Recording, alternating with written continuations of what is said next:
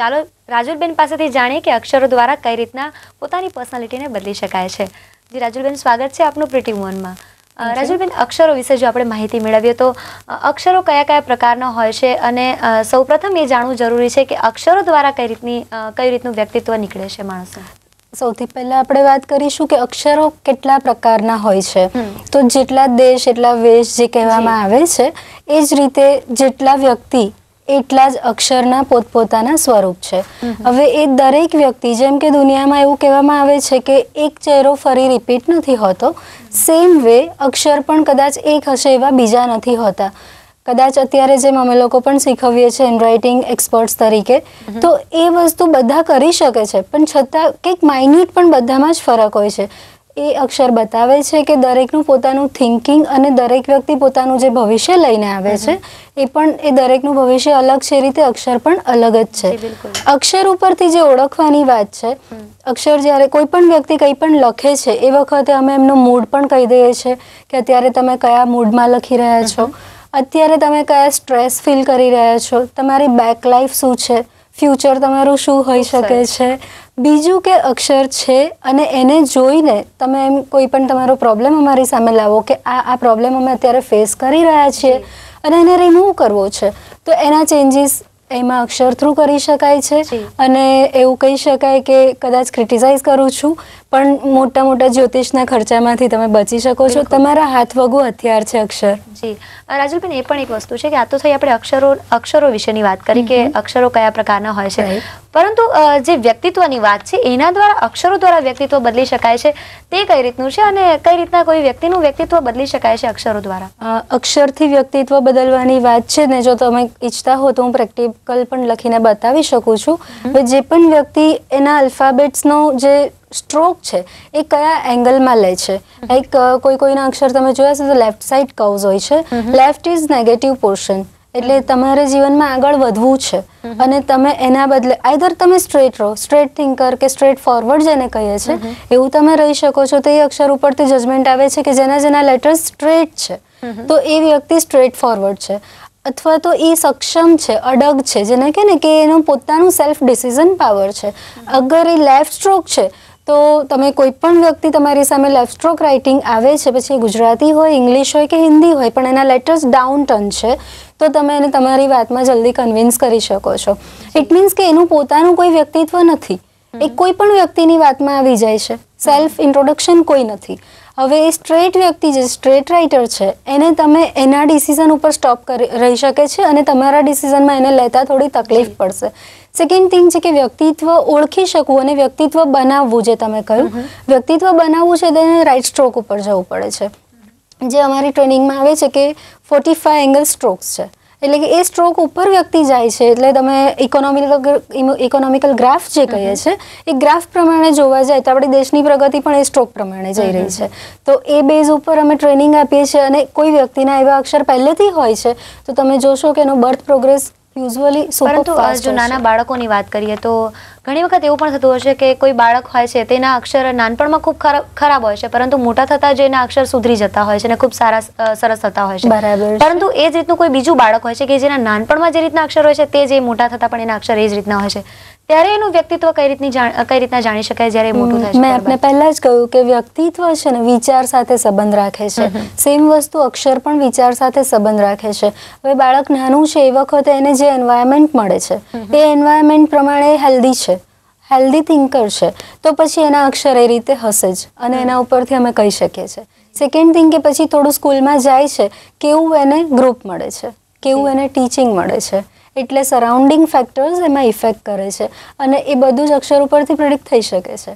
Same વસ્તુ પહેલા એના ડાઉન છે અને પછી સારા થાય છે તો એની ટ્રેનિંગ ઉપર જાય છે. રાજુલબેન, અક્ષરની જો વાત કરી રહ્યા છીએ તો ખૂબ જ વળાંકવાળા અક્ષર આવા, કોઈના એકદમ સીધા અક્ષર આવા, તમે જે રીતના જણાવ્યું તે રીતના, તો ખૂબ જ વળાંકવાળા અક્ષર હોય કે એક માત્રની પણ જે હોય છે તે પણ ખૂબ જ એનાથી ઇફેક્ટ પડતો હોય છે, તો એના વિશે થોડી માહિતી આપશો? શ્યોર, આપીશ.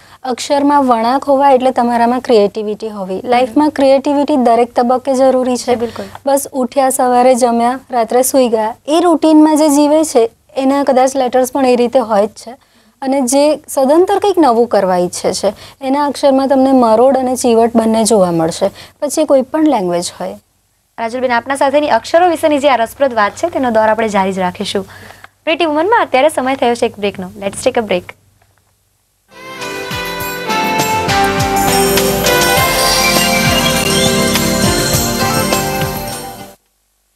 Welcome back after the break. આપણે વાત કરી રહ્યા છીએ રાજુલબેન શાહ સાથે કે અક્ષરો વિશેની થોડી માહિતી મેળવી રહ્યા છે. બિપિનભાઈ વાપીથી કઈ પ્રશ્ન પૂછવા માંગે છે? જી બિપિનભાઈ, જણાવો પ્રશ્ન શું છે આપનો?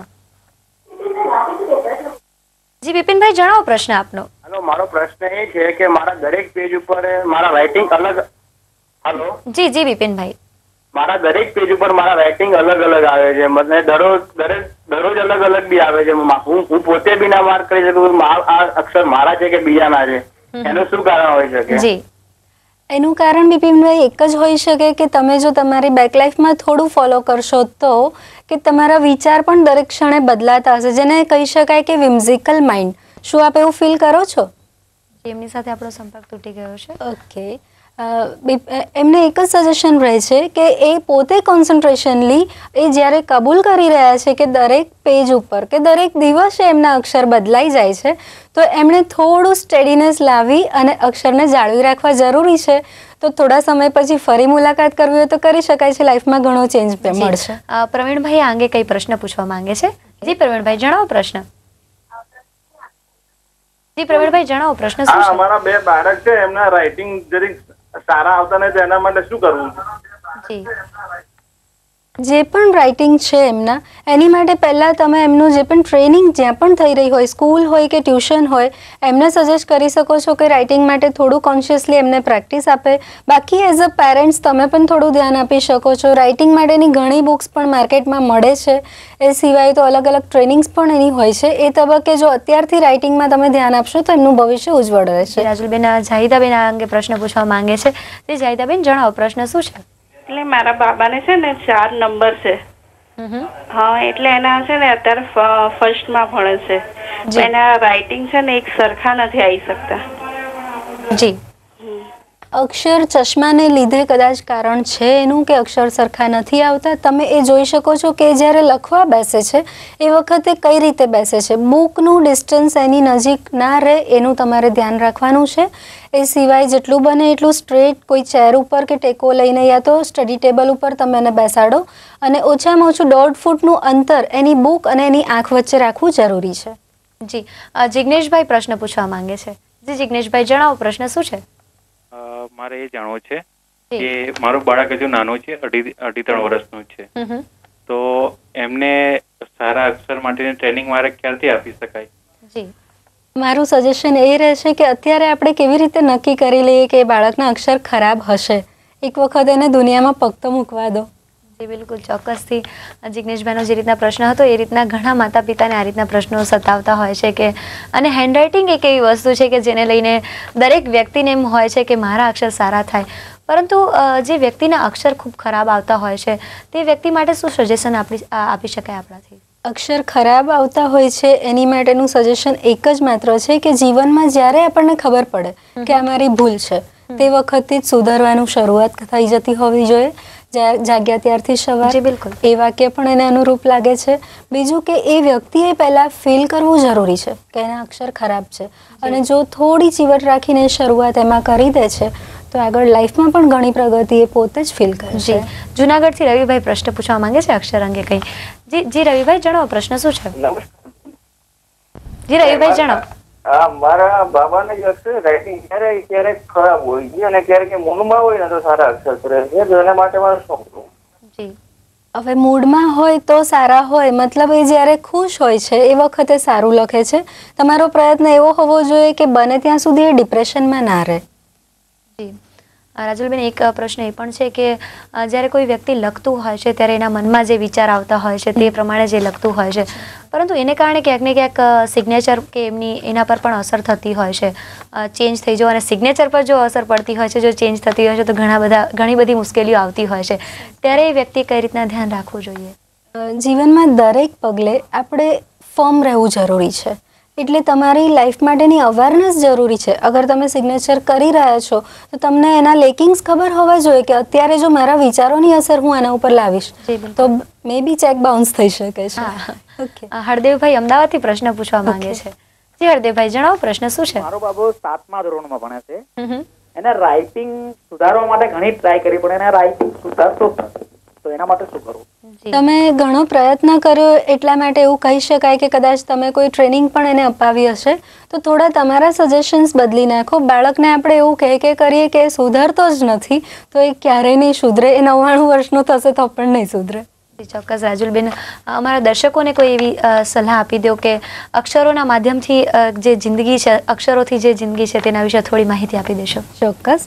અક્ષરના માધ્યમથી હું એક જ વાત પહેલાં શરૂ કરીશ કે દરેક વ્યક્તિ જીવનમાં એ પહેલું કામ જે કરે છે કે જે દુનિયાની સમક્ષે મૂકે છે એ અક્ષર છે. હવે એ તબક્કે જો એને સારી ઇમ્પ્રેશન થાય છે કે એના અક્ષર સારા છે કે ખરાબ છે એ પ્રમાણે જ એનું ભવિષ્ય આખું સર્જાય છે.